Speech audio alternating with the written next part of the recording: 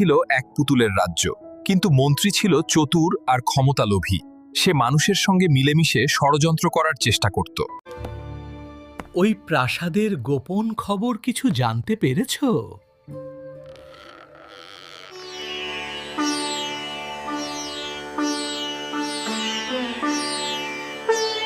আমার মনের ক্যানভাসে আঁকা বিষণ্ণতার প্রতিচ্ছবি, প্রতিটি আঁচড়ে ঝরে পড়ছে নীরব অশ্রুকণা।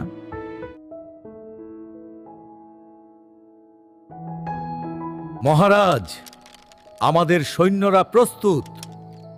আক্রমণ!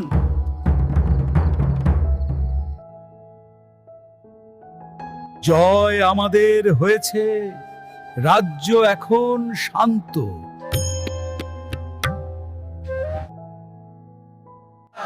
আমাদের রাজা ফিরে এসেছে। প্রজাগণ, রাজ্যের সুরক্ষার জন্য আমাদের সকলকে একত্রিত হতে হবে। আমরা মুক্ত। অবশেষে চল নতুন দিনের দিকে। আমরা এখানে একত্রিত হয়েছি আলো ও আশার জন্য।